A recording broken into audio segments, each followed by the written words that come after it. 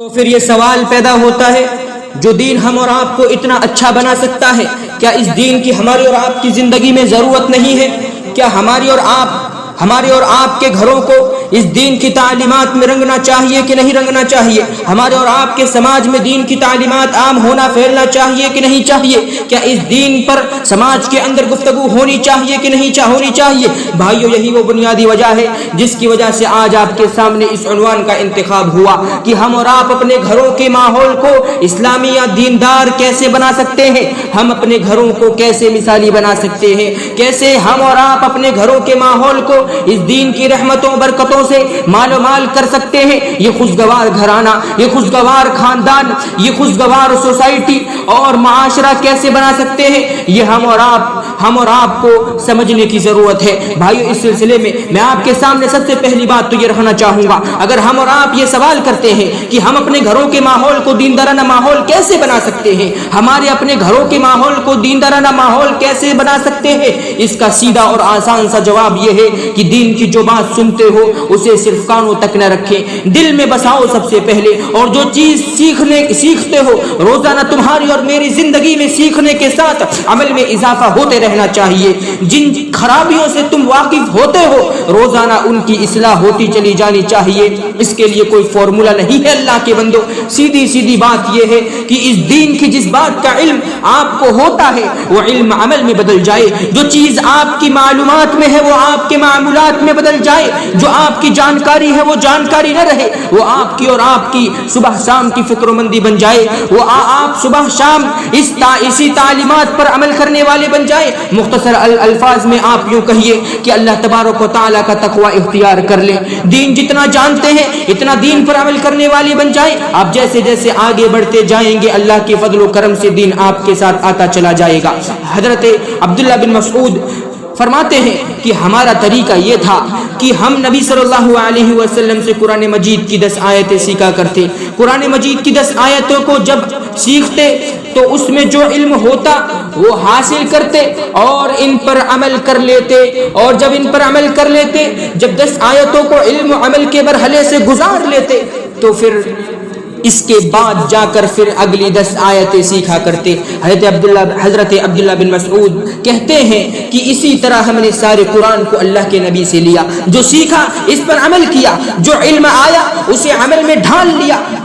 ایسے ہی تھوڑا تھوڑا کر کے سارا قرآن کو اللہ کے نبی سے ہم نے لیا۔ دوسرے الفاظ میں میرے بھائیوں، ہم اپنے گھروں کے ماحول کو اسلامی کیسے بنا سکتے ہیں؟ صحابہ کرام کا یہ طرز عمل، نبی صلی اللہ علیہ وسلم کا یہ اسلوب تربیت ہم اور آپ کو بتاتا ہے، جو سیکھتے ہو اس پر عمل کرنا شروع کر دو۔ کوئی لمبا چوڑا فلسفہ نہیں، کوئی لمبی چوڑی تدبیر نہیں، بہت سیدھی سی اور سادی سی تعلیم ہے، جو جانتے ہو اسے مانتے بھی ہو، اور جو جانتے ہو اور مانتے ہو نا اس پر عمل کرنے والے بن جاؤ، تمہاری اپنی زندگی خود بخود سنورتے چلی جائے گی۔ بھائیو، یہ تو ایک عام بات ہوئی، لیکن آج کے اس خطاب میں چاہتا ہوں کہ کچھ بنیادی باتوں کی طرف آپ کی توجہ پھیروں۔ جن بنیادی باتوں کی طرف ہم توجہ دیں گے وہ شاید ہو سکتا ہے کہ میرے اور آپ کے گھر کا یہ جو ماحول ہے وہ دیندارانہ ہو جائے، وہ اسلامی تعلیمات کے رنگ میں رنگ جائے۔ ایسی کچھ باتیں میں آپ کے سامنے رکھنا چاہتا ہوں۔ بھائیو، سب سے پہلی بات، ہم اور آپ اپنے گھروں کو دیندار بنانا چاہتے ہیں تو ہمیں کیا کرنا پڑے گا؟ تو سب سے پہلا کام یہ ہے کہ گھر کے سدھار کے لیے آدمی کو سب سے پہلے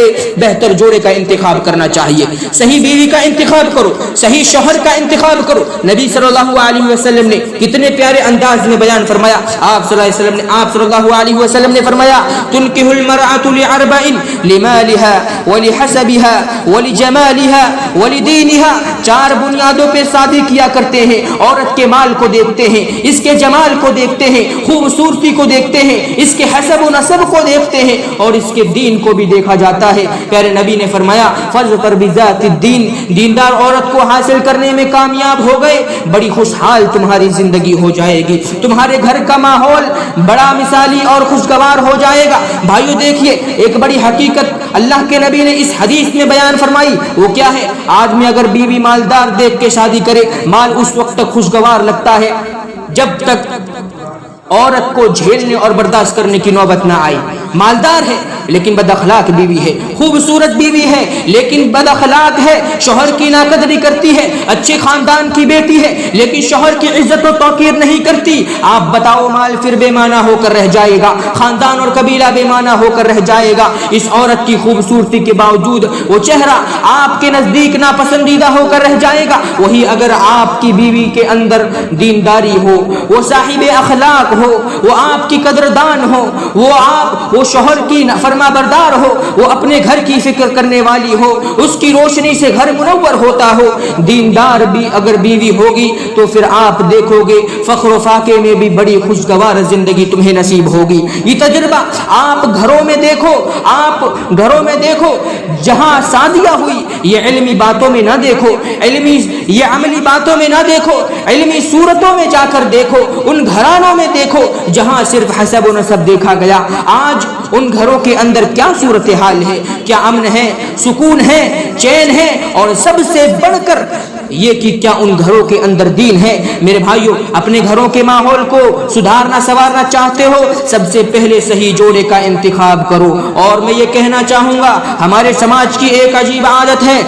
لڑکے کے لیے لڑکی ڈھونڈیں گے,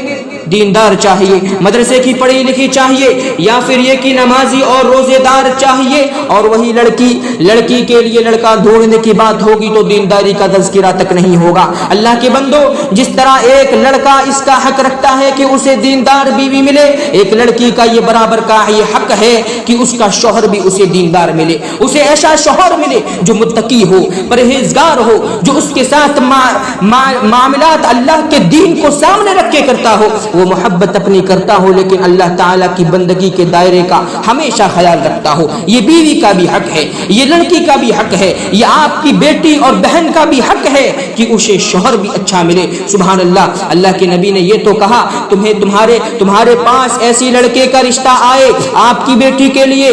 آپ کی اپنی بہن کے لیے, یا آپ کے گھر کی کسی بھی خاتون کے لیے, وہ دیندار ہو, صاحب اخلاق ہو, اسے اس کا نکاح کرا دو.